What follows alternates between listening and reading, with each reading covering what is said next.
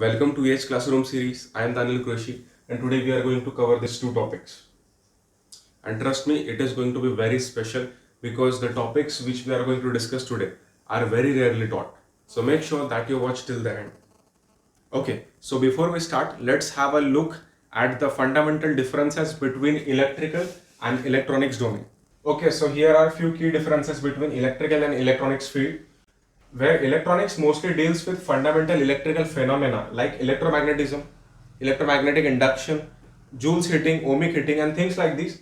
Whereas electronics actually deals with complex semiconductor physics like rectification, amplification, etc. Okay, rectification can be done using diodes, okay, and amplification can be done using transistors, okay. And in addition to that, the gas filled tubes, you might have heard about vacuum tubes, okay, they were used in the older era, okay, they were actually the first generation of electronics and now they are very much obsolete and not used anymore.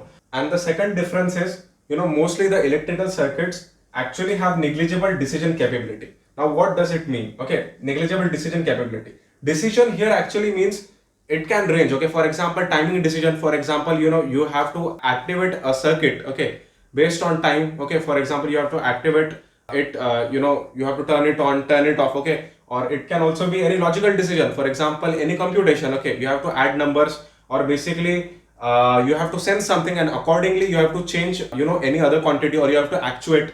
So these all things cannot be done simply by using electrical circuits, okay, because electrical circuits actually use very primitive, very primitive technique, okay, very primitive, principles and fundamentals, okay.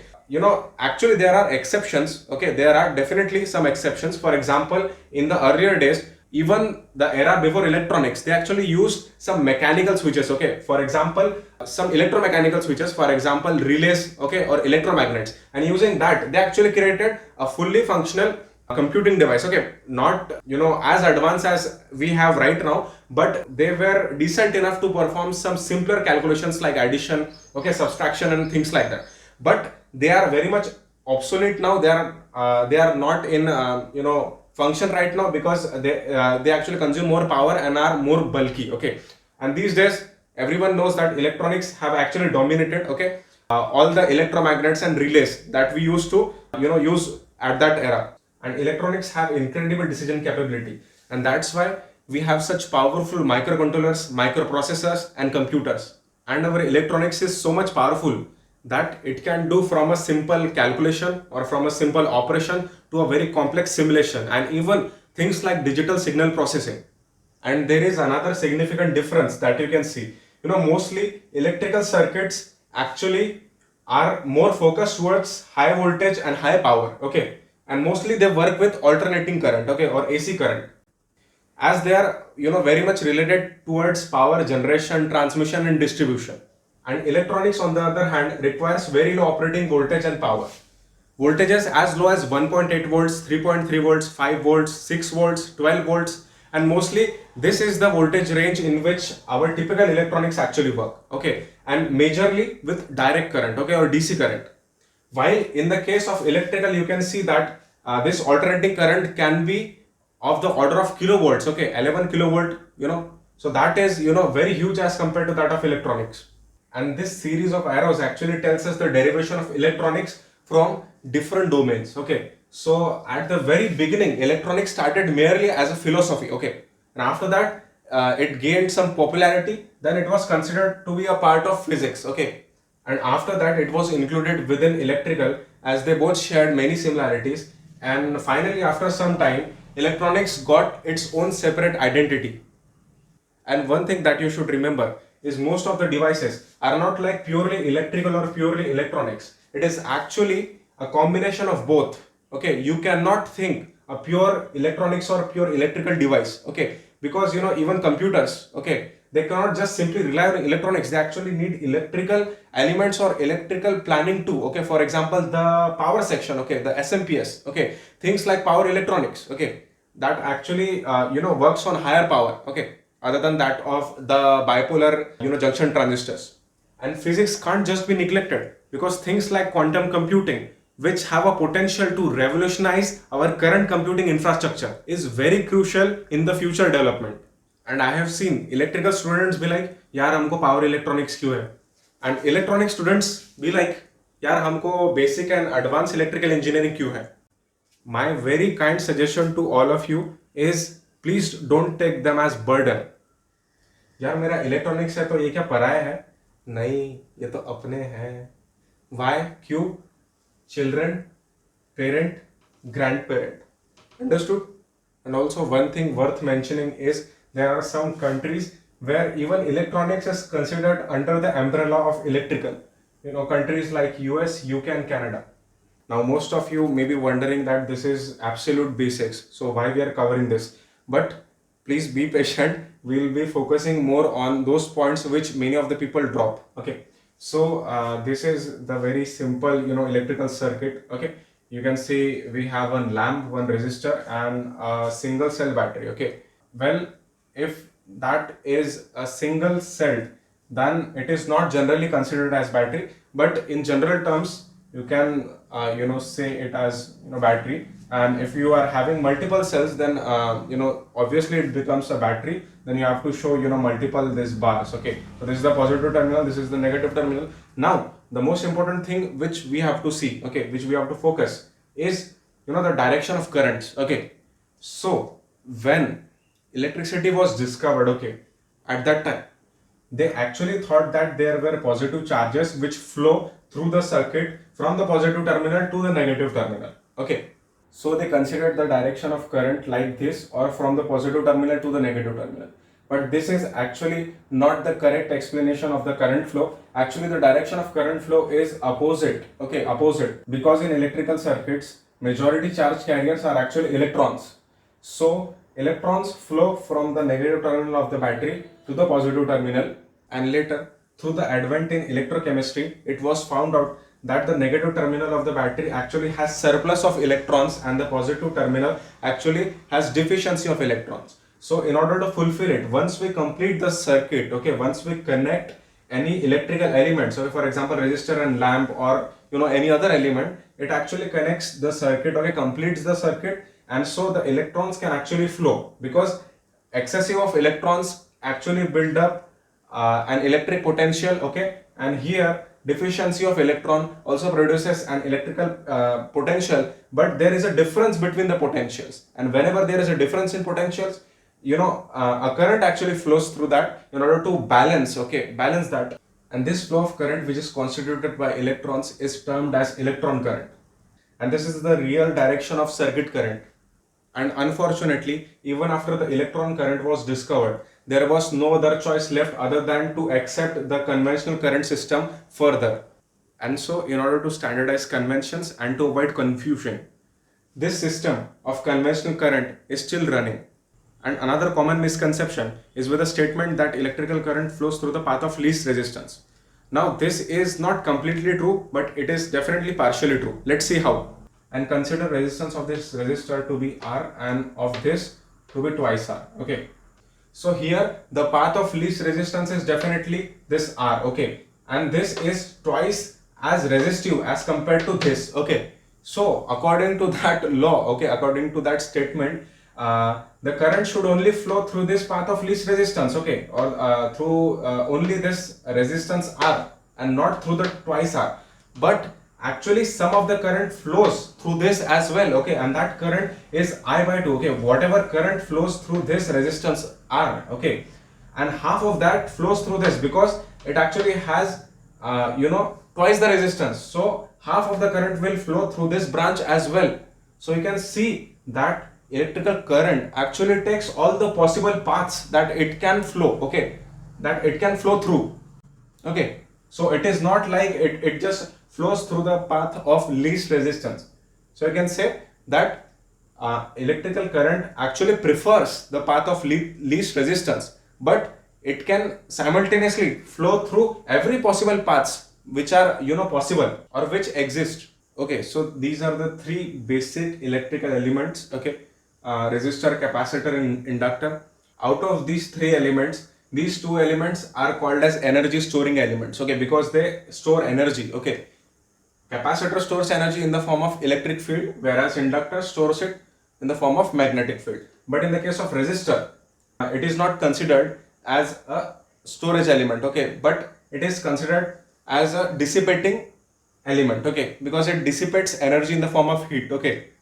Resistor provides resistance, which is a real quantity, and its unit is also ohm, whereas capacitor and inductor provide reactances, okay. Reactance is actually a fancy term given to the opposition of the current flow by these energy storing elements, okay, like capacitor and inductor.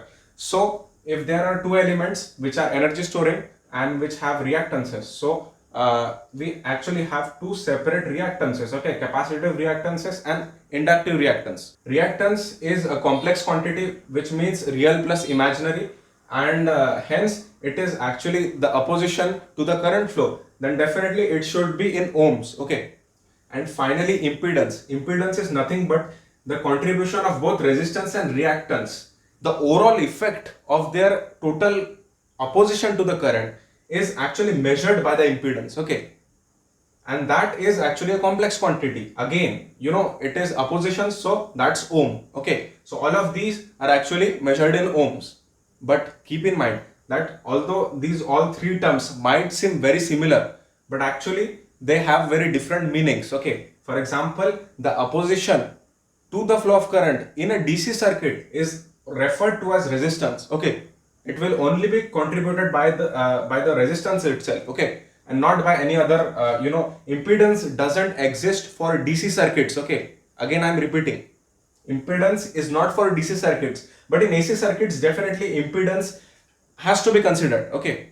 Okay, a quick rare fact, these three elements are not just the only three basic elements. There is actually one more, which is called as memristor, and memristor is a very mysterious element. Unlike these, which are linear, it is actually non-linear, which means it also remembers its own past state. Memristor is not a mainstream component, and that's why it's not covered generally. You can read more about it by going to the link given in the description below. And also, we have covered the basic electrical elements in brief here, and don't worry, we'll cover them in detail in the future. But till then, you can check out my previous videos on resistors, capacitors and inductors, whose link is also given down in the description below. Okay, so we'll see the classification of electrical elements and circuits on the basis of certain factors. They can be classified in these three manners: active and passive, linear and non-linear, and unilateral and bilateral.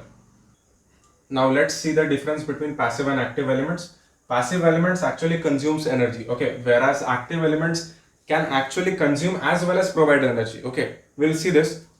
And passive elements actually have no active control on some parameter, okay. For example, they cannot actively control any parameter like any output current or any output voltage, but active elements can actually control parameters, okay.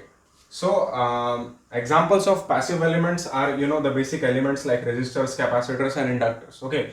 And you can directly see from the above points that yes, definitely these three actually consumes energy. Resistor actually dissipates energy, and these two, capacitor and inductor, actually store energy, okay, and they re-emit that energy, okay, whenever that is required, okay. And definitely there is no active control, okay, over any parameter. They are just very fundamental elements, okay. So what more can we expect from these elements, okay. But in the case of active, you can see that active elements like transistors, okay, and power supplies, these elements, transistors can actually control any other output parameter, okay. For example, they can control output current, okay, and even output voltages in cases, okay. And same is the case with power supply. You can see they also provide energy, okay. In a sense, transistor also consumes energy, but also it can control or provide energy, okay. If it is controlling if it is controlling the voltage, it is simultaneously also providing that energy, okay, to that output circuit, whatever it is. Now our second classification, that is linear and non-linear. So as the name suggests, linear devices actually have linear relationship between input and output, okay. Now the input can be anything, okay. Usually it is voltage, and output is typically current, okay. And in the case of non-linear devices, definitely it is a non-linear relationship between the input and output, okay. So let's see how. So we'll consider a very simple example of resistor, okay. You can see which devices are linear, okay, resistors, inductors and capacitors, okay. So definitely we have seen, according to the Ohm's law, V equal to IR, okay, according to the standard Ohm's law, and this straight line actually signifies that the relationship is linear. So here you can see that if you take the ratio of voltage to current, then you will see that it is a constant value, that is R. Okay, and that constant R actually means that this device is linear. Okay, but in the case of non-linear devices, you can see that which are the non-linear devices, diode, transistors, photodiodes. Okay, so commonly all of the semiconductors are majorly, non-linear in nature. Okay, here you can see voltage to current, this curve, and this curve is basically of the diode. Okay, so you definitely know that diode actually starts conducting till a threshold voltage, and that threshold voltage is typically 0.7 volts in silicon diodes. After that it starts conducting very spontaneously, and even the equation of diode current actually has an exponent, okay, an exponential term in it, and that's why these devices, these semiconductors, are considered to be non-linear. And one thing to remember is, in the case of resistor, it is very easy to understand that there is a linear relationship. But what about in the case of inductors and capacitors? Now you might think that I have seen capacitor curve, okay, and that is definitely not a straight line. It is like a curve, okay, like an exponent rising from 0 to a certain value. And same is the case with inductors, okay. Same is the case with inductors. You might have seen curves, exponential curves, but you have to remember, okay, remember and recall that those curves were not the curve of voltage to current. They were actually with respect to time, and that is actually different. We actually want the relationship between input and output, and if you correctly see, go and see that curve between the input and output. So in the case of let's take an example of inductor. Okay, so in case of inductor, voltage is actually its output and current is basically its input, but there the term instead of current will be di by dt, or the rate of change of current with respect to time. Okay, and the voltage will be same, but di by dt, and definitely there is a relation that v equal to L di by dt. Okay, so L is basically that constant. Okay, if you see that curve, then you will find that di by dt, and here will be v, and there will be a straight line. Okay, and that line actually represents the inductance of that inductor. Okay, L, and same is the case with capacitor. And remember a very important thing: no device can be considered as a perfect linear device. Okay, now let us see how. Okay, so the Ohm's law that we study is not the complete Ohm's law. Okay, that Ohm's law is, it just states everything without taking temperature into consideration. Okay, and if that is the case, you can see that this is the standard Ohm's law. Okay, you can see that this curve, okay, this curve of the voltage to current, you can see that it is linear, but in reality this is not the case. In reality, what actually happens is, if a higher current is flowing through a conductor, higher current actually means that there will be more ohmic heating, because heating loss is I squared R. Okay, so more your current is, more will be the heating effect, and more, if the heating effect is more, so if you know correctly, then metals, if they are heated, the resistance actually increases. Okay, and if the resistance when increase, then this curve is actually shifted towards the voltage side. Okay, and the current actually decreases. Okay, it is it does not increase in the same ratio as the voltage does. Okay, because due to the change in temperature, due to the increase in temperature, and that's why even resistors, or even inductors and capacitors cannot be considered as an ideal linear device. Currents below a certain value, they actually behave pretty much like a very ideal linear device, but at higher currents this is not followed anymore. Okay, so that's why in a very realistic Ohm's law, there are actually terms even after that. Okay, even after that, which considers this this change or this divergence from the standard expectations. And in the case of non-linear devices, even though they are non-linear, but still they can be used as a linear device. Let's see how. The catch is, we actually limit ourselves in defining the maximum bounds within which we should operate. Okay, so this, as you can see, for example, this is the curve. Okay, this is the diode curve. Okay, so if you want that you want any linear relationship. Okay, so we can just consider a small portion of this curve. Okay, so for example, we can restrict our circuit to function within these bounds. Okay, and if it is within these bounds, okay, so you can consider this small portion to be almost like a line. Okay, almost like a straight line. And this is exactly what we do a lot in electronics, and mostly with transistors. Okay, because transistors are also non-linear. Okay, their amplification curves are not perfectly linear. Okay, they are actually non-linear and saturating to a saturation level. Okay, only operate within those bounds. Okay, and it actually works very fine. Okay, so even a non-linear device can be used as a linear device. Okay, and our final classification is unilateral and bilateral devices. Okay, so unilateral, you can directly see from the name, unilateral. Okay, in a single direction. Okay, so the devices which only allow current to flow in a single direction, okay, are considered to be as unilateral devices. Okay, and the famous example of this is diodes and LEDs. Okay, because they only allow current to flow in a single direction itself. Okay, if I change the polarity, if I reverse the polarity, that they won't allow. Okay, because that there is a special PN junction. So PN junctions are directional, they don't allow current to flow in opposite direction. Okay, and in the case of bilateral, very simple elements. Okay, very simple elements like resistors, inductors and capacitors behave as a bilateral element, because they allow current to flow in both directions. Okay, whether you reverse the polarity or not, it doesn't matter. They will just let the energy flow through them in the either direction. And that's it for today, guys. In the next upcoming lecture, we are going to see these two topics. First, concept of ground, and second, negative voltage and dual power supply. So make sure that you attend the next lecture. See you then, and thanks for watching.